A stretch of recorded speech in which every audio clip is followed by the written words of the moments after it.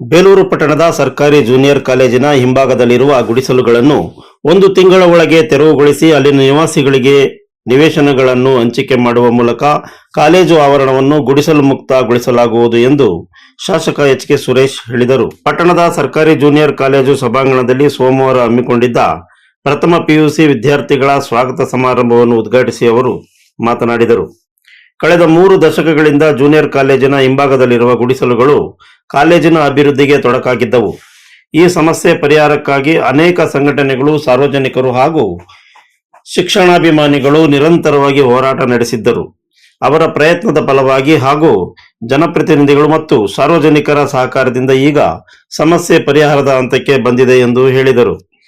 ಗುಡಿಸಲು ನಿವಾಸಿಗಳಿಗೆ ಪಟ್ಟಣದ ರಾಯಪುರ ಸಮೀಪದಲ್ಲಿ 65 ನಿವೇಶನಗಳನ್ನು ಮಂಜೂರು ಮಾಡಲು ಅಗತ್ಯ ಕಾನೂನು ಕ್ರಮ ಪ್ರಕ್ರಿಯೆಗಳು ಪೂರ್ಣಗೊಂಡಿವೆ.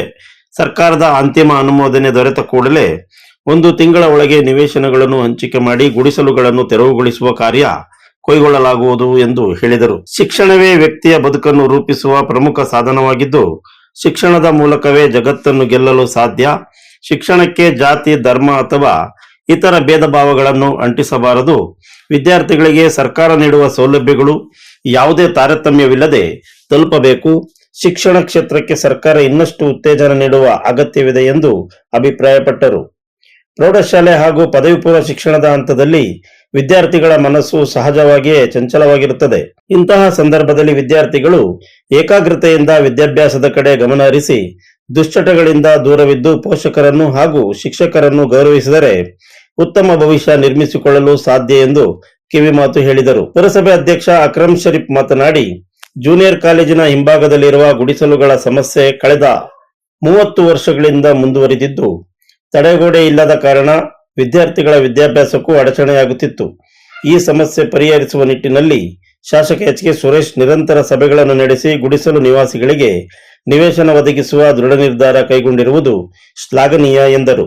ಗುಡಿಸಲುಗಳು ತೆರವುಗೊಂಡ ಬಳಿಕ ಆ ಜಾಗದಲ್ಲಿ ಕಾಲೇಜಿಗೆ ಅಗತ್ಯವಾದ ಹೆಚ್ಚುವರಿ ತರಗತಿ ಕೊಠಡಿಗಳನ್ನು ನಿರ್ಮಿಸಿ ಉಳಿದ ಪ್ರದೇಶವನ್ನು ವಿದ್ಯಾರ್ಥಿಗಳ ಆಟದ ಮೈದಾನವಾಗಿ ಅಭಿವೃದ್ಧಿಪಡಿಸುವಂತೆ ಅವರು ಸಲಹೆ ನೀಡಿದರು. ಒಂದೊಂದು ವಾರಕ್ಕೆ ಒಂದೊಂದು ಮೀಟಿಂಗ್ ಅನ್ನ ಮಾಡಿ ಎಲ್ಲೋ ಒಂದು ಕಡೆ ಇದು ಆಗಬೇಕು ಅಂತಕ್ಕಂಥದ್ದು ಇಲ್ಲಿರ್ತಕ್ಕಂಥ ನಮ್ಮೆಲ್ಲ ವಿದ್ಯಾರ್ಥಿಗಳ ಹಿಂದೆ ಇರ್ತಕ್ಕಂಥವ್ರು ಎಲ್ಲರದು ಅಪೇಕ್ಷೆ ಇದೆ, ಒಂದು ವಿಶ್ವಾಸನೂ ಇದೆ. ಬಹುಶಃ ನನಗನ್ಸುತ್ತೆ ಯಾವುದೇ ಹೆಣ್ಮಕ್ಳಿರ್ಬೋದು ಗಂಡು ಮಕ್ಳಿರ್ಬೋದು ನನ್ನನ್ನು ಇಲ್ಲಿ MLA ಅಂತಕ್ಕಂಥದ್ದನ್ನ ಭಾವನೆ ಇಲ್ಲ, ಅವೆಲ್ಲ ನಮ್ಮ ಸುರೇಶಣ್ಣ ಅಂತಕ್ಕಂಥ ಭಾವನೆಯಿಂದ ಎಲ್ಲಿ ಹೋಯ್ತಾ ಇದ್ರು ಸಹ ಮಾತಾಡಿಸ್ತಕ್ಕಂಥದ್ದು ನೋಡ್ತಾರೆ. ಕಾಂಪೌಂಡ್ ಇವ್ರು ನಮ್ಮ ಪ್ರಿನ್ಸಿಪಲ್ ಅವರು ಹೇಳಿದ್ರು, ಕಾಂಪೌಂಡ್ ಇಲ್ಲದ್ರಿಂದ ನಾವು ಬಹಳ ನೋವು ಅನುಭವಿಸಿದೀವಿ ಅಂತ. ಅದು ಹೌದು, ನಾವು ನೋಡಿದ್ದೀವಿ, ನಾವು ತುಂಬಾ ದಿವಸದಿಂದ ನೋಡ್ತಾ ಇದ್ದೀವಿ. ಇವ್ರು ಬಹಳ ನೋವು ಅನುಭವಿಸಿರೋದು ಸತ್ಯ. ಅದು ನೀವು ಇದನ್ನ ಪೂರ್ಣ ಗುಡಿಸಲು ಮುಕ್ತ ಮಾಡಿ ಎಲ್ಲ ಕಾಂಪೌಂಡ್ ಮಾಡಿ ಮತ್ತೆ ಈ ತರದ ಬಿಲ್ಡಿಂಗ್ ನಮಗೆ ಇನ್ನೊಂದು 2-3 ಬೇಕಾಗುತ್ತೆ ಇಲ್ಲಿ. ಯಾಕಂದ್ರೆ ಇನ್ನೊಂದು ಬಹಳ ಸಂತೋಷ ಆಯ್ತು ನನಗೆ ಈ ಕಾರ್ಯಕ್ರಮಕ್ಕೆ ಬಂದು ಇವ್ರು ಕರೆದಾಗ ನನಗೆ ಅಲ್ಲಿ ಸಂತೋಷ ಆಯ್ತು ಅಂತ ಹೇಳ್ತಾ ಸುರೇಶ್ ಅಣ್ಣವ್ರಿಗೆ ಇನ್ನೊಂದ್ಸತಿ ಇದು ಎಲ್ಲ ಮಾಡಿದ್ದು ಧನ್ಯವಾದ ಅಂತ ಹೇಳ್ತಾ ಮಾತನ್ನು ಮುಗಿಸ್ತೇನೆ. ಕಾರ್ಯಕ್ರಮದಲ್ಲಿ ಸರ್ಕಾರಿ ಜೂನಿಯರ್ ಕಾಲೇಜಿನ ಪ್ರಾಂಶುಪಾಲ ಹರೀಶ್, ಉಪನ್ಯಾಸಕ ಸುಂದರೇಶ್, ಕಾಲೇಜು ಅಭಿವೃದ್ಧಿ ಸಮಿತಿ ಸದಸ್ಯ ರಂಗನಾಥ್, ಬಿಜೆಪಿ ಮುಖಂಡರಾದ ರೇಣುಕುಮಾರ್ ಹಾಗೂ ಪೂರ್ಣೇಶ್, ಪ್ರೌಢಶಾಲೆ ಮುಖ್ಯ ಶಿಕ್ಷಕ ಹೇಮಂತ್, ಉಪನ್ಯಾಸಕ ಲಕ್ಷ್ಮೀನಾರಾಯಣ್ ಸೇರಿದಂತೆ ಹಲವರು ಉಪಸ್ಥಿತರಿದ್ದರು. You are watching TV 46 News Kannada.